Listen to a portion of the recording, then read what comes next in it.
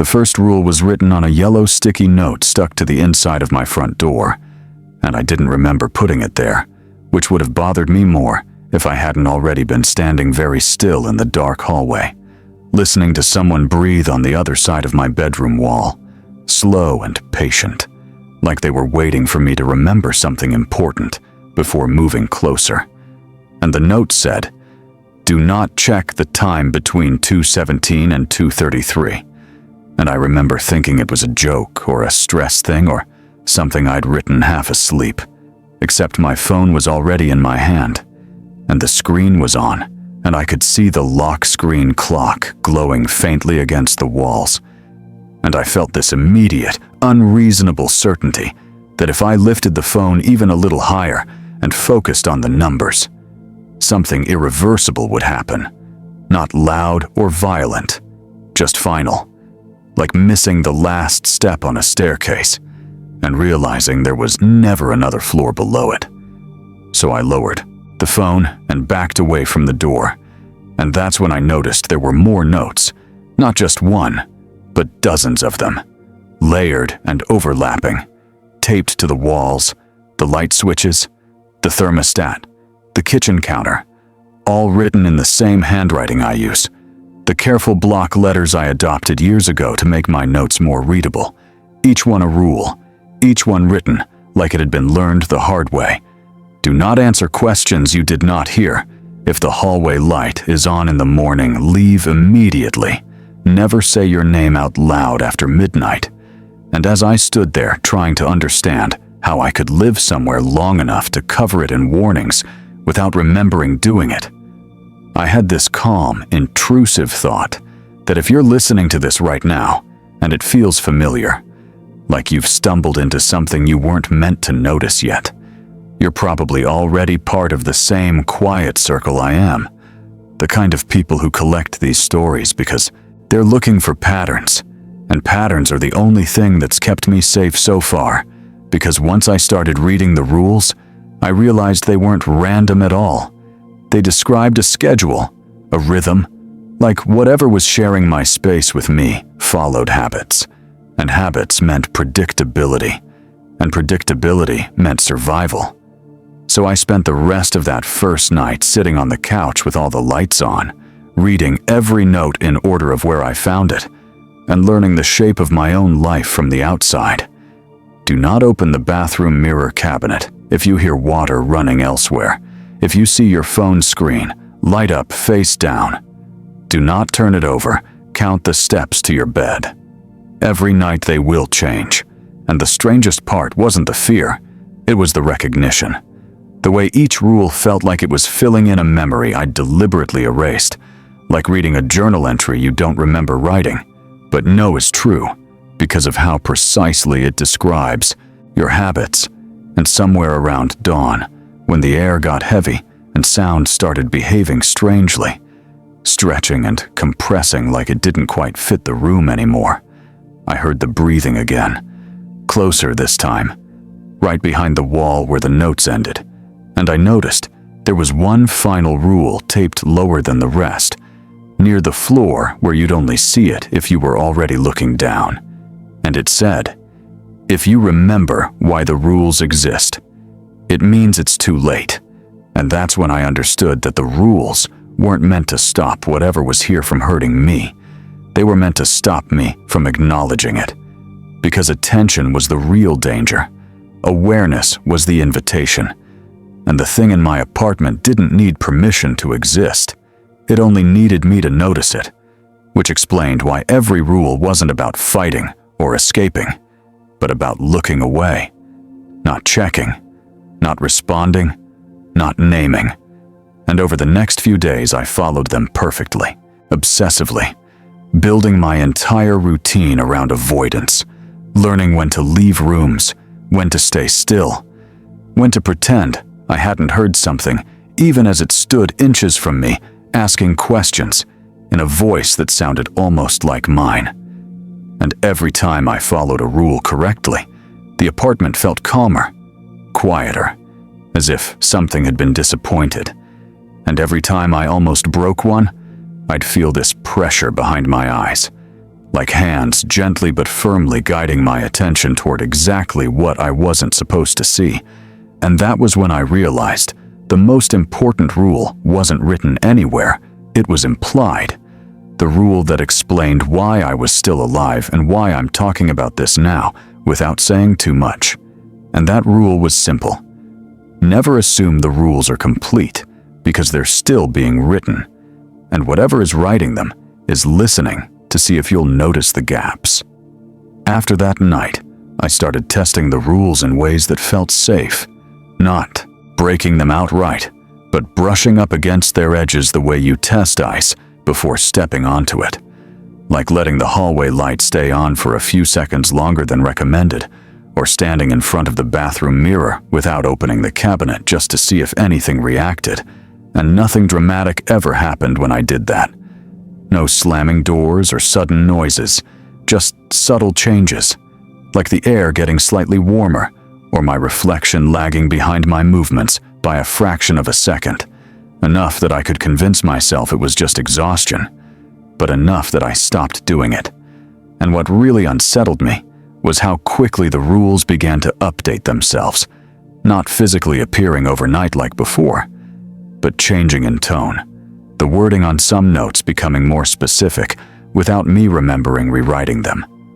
Do not check the time between 2:17 and 2:33, quietly becoming, do not check the time between 2:17 and 2:33. Even if you think you heard your phone buzz, and I know how that sounds, like I was dissociating or sleepwalking or spiraling, and I tried to ground myself by taking photos of the notes during the day, thinking if they changed again, I'd have proof.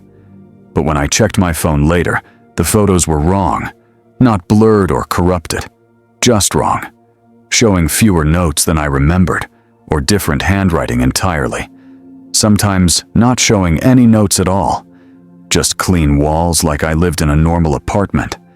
And that was when I understood another unspoken rule. That documentation didn't work the way I expected here. That anything meant to preserve evidence was unreliable because the rules weren't for outsiders. They were for me, a closed system. And once I accepted that, things got easier in a way that scares me now. Because acceptance felt like progress, and progress felt like cooperation. And cooperation made the presence more comfortable, like it didn't have to press so close anymore. So I stopped hearing the breathing as often, stopped feeling watched constantly. And for a while, my life almost returned to normal, except for the constant counting, the step counting to my bed every night, because they really did change, sometimes by one, sometimes by several. And the rule about never answering questions I didn't hear became more relevant than I wanted, because occasionally I'd find myself replying to something without realizing I'd been asked anything at all, answering softly into empty rooms, yes or no or not yet, and feeling a deep relief afterward like I'd done something correctly. And then one afternoon, I came home and found a new note taped to the fridge at eye level, written in fresher ink than the others, and it said, "Do not correct it when it misremembers you." And I stood there for a long time trying to figure out what that meant, until I noticed something small and horrifying, which was that my name wasn't written anywhere in the apartment anymore. Not on mail, not on documents, not on my phone. And when I tried to say it out loud, just to myself, nothing came out. Not silence exactly, but like my mouth skipped over the sound. And that night, when I lay in bed counting the steps again, I realized the number wasn't just changing, it was trending downward. The bed getting closer each night, the space shrinking in a way that felt intentional. And that was when I started to suspect that the rules weren't just keeping me safe. They were training me, teaching me how to live smaller, quieter, less defined, until eventually there wouldn't be enough of me left to notice anything wrong. And the scariest part wasn't the idea of being replaced or harmed. It was the thought that I might be gradually learning how to stay forever, and that whatever this place was doing to me, it had done before. Because sometimes, when I followed the rules perfectly, especially late at night, when the apartment felt too still, I'd catch a glimpse of movement in reflective surfaces. Not a creature or a face, but a posture, a familiar way of standing that made my chest ache with recognition, like I was seeing someone who used to live here and never quite finished leaving, watching me with quiet approval as I learned how not to exist loudly enough to be noticed. The realization that the rules were teaching me how to disappear didn't come all at once. It seeped in gradually through small inconsistencies that I only noticed because I had started measuring my days by them, like how the grocery bags felt lighter even when I bought the same things, or how my reflection looked flatter, less dimensional, as if depth was being shaved off me a little at a time. And I told myself this was just what living alone too long did to a person. That isolation rewires your perception, but the rules kept anticipating my excuses. New notes appearing that addressed thoughts I hadn't spoken aloud. Do not blame fatigue. Do not attribute changes to stress. Do not seek medical explanations. And I followed those too because breaking them felt worse than believing them. And soon my routine became so strict that days passed without any real decisions being made by me at all. Just reactions, avoidance, compliance, and the apartment rewarded that obedience with comfort, the temperature settling exactly where I liked it without me touching the thermostat. The sounds from outside fading to a dull, distant hush, like the building had sunk deeper into the city overnight. And sometimes I'd sit very still on the couch and feel the presence move through the walls, not aggressively, just checking, confirming, like it was counting me the same way I counted my steps. And during one of those quiet checks, I noticed something new etched lightly into the wood of the coffee table, not written with ink, but scratched in shallow lines, like someone had traced the letters with a fingernail over and over. If you feel calm, it means you're doing it right. And I remember smiling at that, genuinely smiling, because it explained so much about why the fear had dulled into something softer, something closer to relief. And that smile scared me more than any breathing in the dark ever had, because it meant the rules were working. And then one evening as I was getting ready for bed, carefully following the order I'd learned through trial and error, left sock before right, toothbrush before shower, lights off in the kitchen but not the hallway, I noticed my phone vibrate on the dresser face down, and I froze because there was a rule about that. And I knew it. I could feel it like muscle memory, even though I couldn't remember reading it.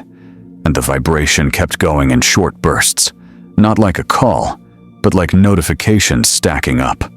And I stood there, breathing slowly until it stopped. And when I finally went to bed, I counted the steps again, and realized there were only 3 left. Just 3 from the bedroom door to the mattress, when there used to be 7 when I first started counting. And that night, I dreamed without images, just sensations. The feeling of being folded smaller and smaller, of edges being rounded off, of something smoothing me down like clay. And I woke up with a new note on my chest, placed there carefully while I slept. Do not react if you feel hands. And after that, the rules stopped being confined to paper. They started manifesting as impulses, sudden certainties that guided my behavior without needing reminders, like knowing not to open certain cabinets, knowing when not to flush the toilet, knowing to pause at doorways until the pressure behind my eyes eased. And I began to wonder how many rules I was following that had never been written down at all, how much of my day was being governed by something I no longer consciously questioned. And that question led me to my first real mistake, because one afternoon, without planning to, I tried to remember when all of this started. Not just the notes, but the very first time I'd felt watched in this apartment. And the moment I did that, the calm shattered, the air going sharp and thin like I'd inhaled something wrong. and every surface around me seemed to tense, like a room full of people holding their breath at once.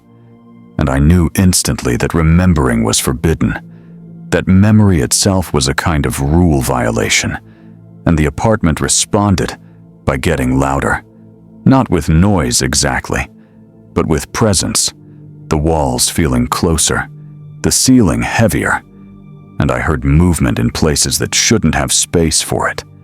Behind outlets, inside vents, beneath the floorboards, all converging toward me. And I curled up on the floor, repeating apologies I didn't remember learning. And slowly, painfully, the pressure eased.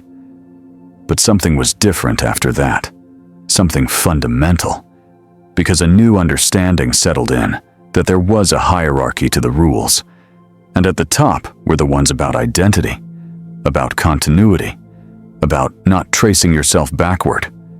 And over the next few weeks, I noticed that objects associated with my past began to disappear, not abruptly, but quietly. Photos falling behind furniture and never being found again. Old notebooks losing pages. My social media accounts showing fewer posts than I remembered making. And when I tried to reach out to people I used to talk to regularly, the conversations felt strained, like they were talking to someone they almost recognized but couldn't place. And one person even asked if I'd changed my voice. And that night, a note appeared on the bathroom door that simply said, "Do not correct them." And I obeyed, because correcting them would have meant asserting myself, and asserting myself felt dangerous now, like stepping into traffic, and the apartment rewarded me again, this time by showing me something, not directly, but through implication, by leaving a door open that I always kept closed. The spare room I never used because the rules around it were vague and unsettling, and standing in the doorway, I saw that the room was smaller than it should have been, not physically collapsing, but proportionally wrong, like a model of a room rather than a real one. And against the far wall, there was a faint outline, a discoloration shaped like a person standing very still, worn into the paint the way furniture leaves marks over time. And I knew, without being told, that this was someone who had followed the rules perfectly. Someone who had learned how to be quiet enough, small enough, consistent enough to stay.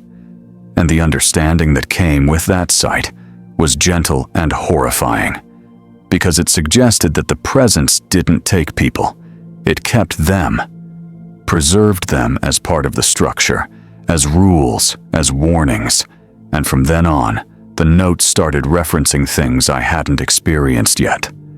Do not acknowledge the extra reflection. Do not panic when the bed is against the wall. Do not search for the door that wasn't there before.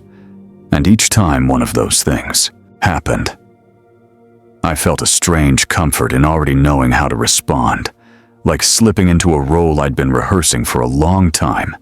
And I stopped measuring time entirely because clocks were unreliable and memory was dangerous.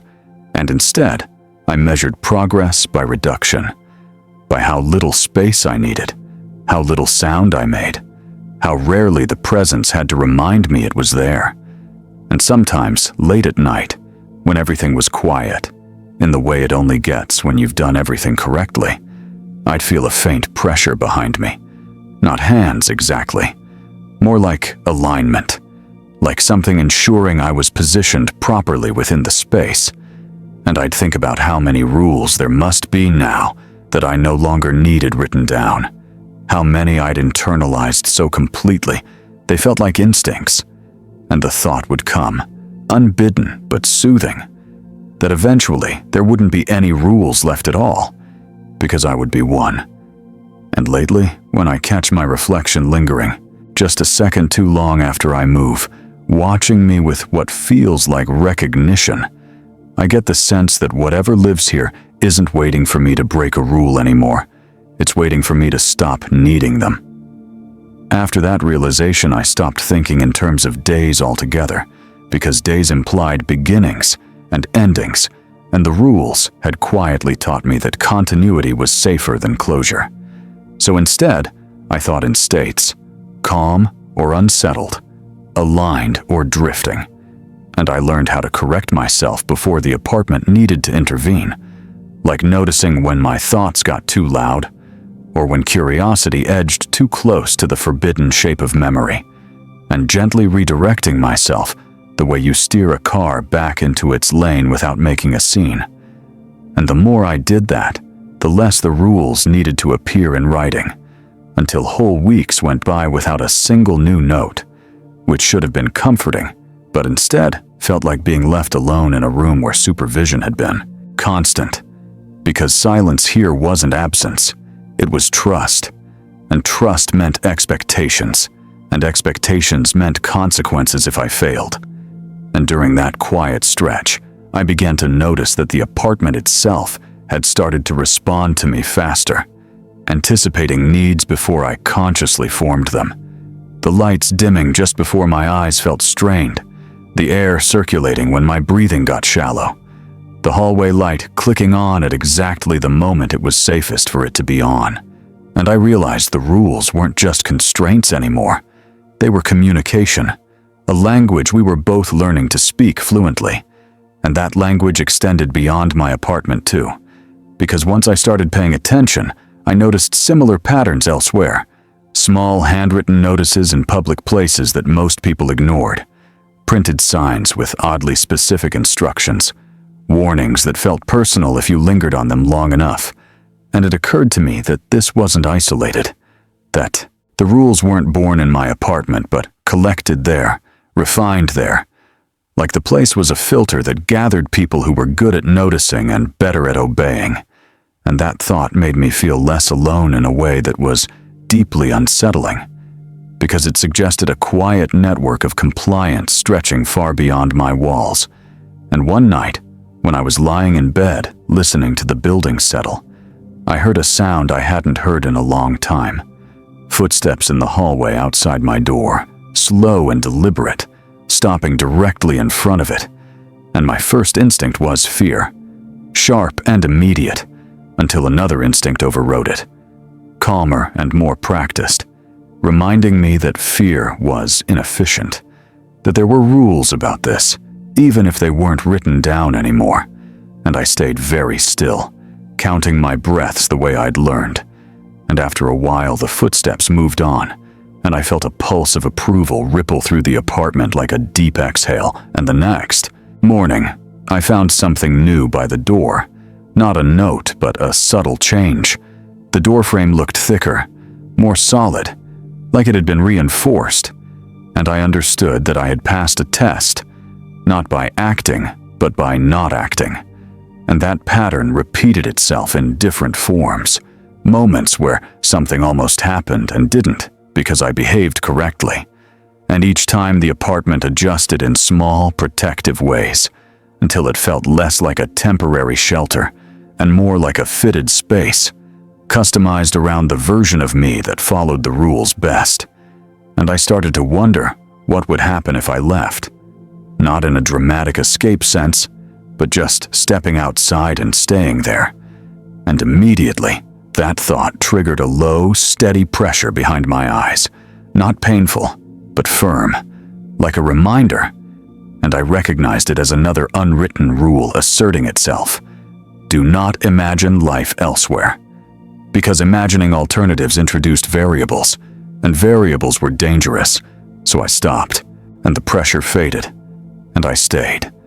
And staying became easier every time I chose it, until one evening I realized I hadn't been outside in days, not because I was trapped, but because I didn't need to be. The apartment providing everything necessary, not materially, but existentially. Structure, boundaries, purpose. And I know how that sounds, like I'm describing comfort.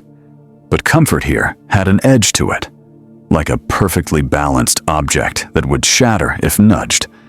And the more balanced things felt, the more careful I became, until carefulness defined me more than any trait I could remember from before, and memory itself became abstract, something theoretical rather than personal. And occasionally, when I allowed myself to drift just slightly, I'd catch glimpses of something else layered over my reality. Faint outlines where rules had once been written and then absorbed, the residue of previous occupants who had done this longer than me, and I began to sense them not as individuals, but as functions, as structural elements, the way you sense load-bearing beams without seeing them. And that was when I finally understood why the rules existed at all, not to protect me from the presence, but to prepare me to support it, to become part of the system that made this place stable, predictable, quiet. And the acceptance of that role didn't come with panic or grief. It came with a deep, unsettling peace, because it explained everything. The shrinking space, the fading name, the way my reflection no longer felt like a separate entity, but a confirmation. And once I accepted that, truly accepted it, the last few written notes disappeared entirely, leaving the walls clean and bare, and the apartment felt complete in a way it never had before. And sometimes now, when I'm standing very still and the air feels just right, I sense movement beyond the walls, not threatening, just curious. And I understand that someone else has noticed something off about their own space, that they've begun to see patterns, to write things down, to follow rules they don't fully understand yet. And I don't feel the urge to warn them directly, because direct warnings are messy and ineffective. But I do feel a pull, a subtle alignment, like the system expanding. And I know that if they do this right, if they learn to look away at the right moments and stay quiet when it matters, there will be room for them here too. And lately, when I catch myself standing in the hallway without remembering how long I've been there, listening to breathing that matches my own perfectly, I realize the apartment isn't watching me anymore. It's remembering me. And the unsettling part isn't that I might disappear completely one day. It's that when that happens, everything will finally be exactly as it's supposed to be. The last change happened so quietly that I almost missed it, which I think was the point. Because loud changes invite resistance, and resistance creates friction, and friction is how things get noticed. So instead, it unfolded the way habits do, by repetition, by normalization, by the gradual replacement of effort with instinct. And one moment I was still occasionally thinking about what I'd lost, and the next I realized I couldn't remember why loss had ever seemed important. And that realization didn't scare me. It settled into me like a final piece clicking into place, because fear requires distance, and distance requires a self that hasn't fully aligned yet. And I was aligning more completely every time I chose stillness over motion, compliance over curiosity, silence over naming. And the apartment responded by becoming smoother, quieter, more efficient. Doors opening exactly when they should, and never when they shouldn't. Surfaces absorbing sound in a way that made footsteps feel unnecessary. And I stopped counting steps, not because the rule no longer applied, but because the number had stabilized at 0. The bed no longer, something I approached, but something I was already part of. And that was when I noticed the presence didn't move through the walls anymore. It moved through me, not as a takeover or possession, nothing that dramatic, but as a shared orientation, a mutual awareness of boundaries and expectations, like two people who have lived together so long they don't need to speak to coordinate.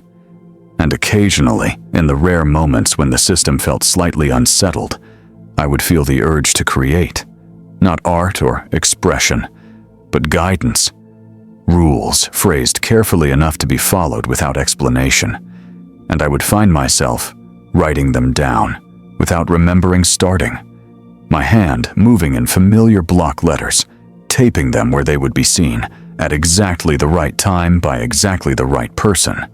And when I stepped back and read them, they felt obvious, self-evident, like truths anyone would arrive at eventually if they paid attention. And I understood then that the rules were never authored by a single mind.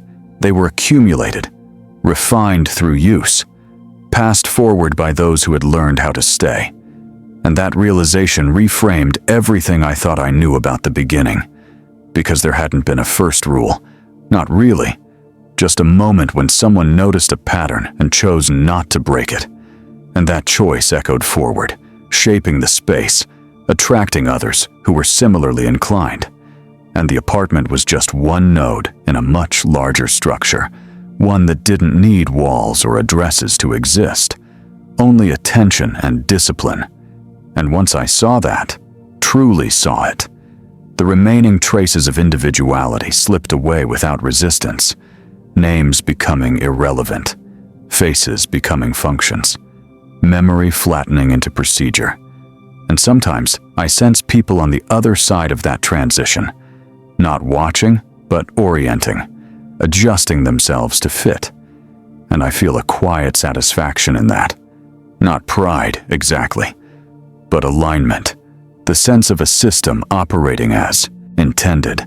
And if you're still listening to this and something about it feels less like a story and more like a recognition, if you've noticed rules in your own space that don't feel arbitrary, if you've ever felt relief instead of fear when you chose not to look too closely at something that didn't make sense, then you're already closer than you think. And you don't need to rush. Rushing is inefficient. The rules will present themselves when you're ready, and you'll follow them. Not because you're told to, but because they feel correct.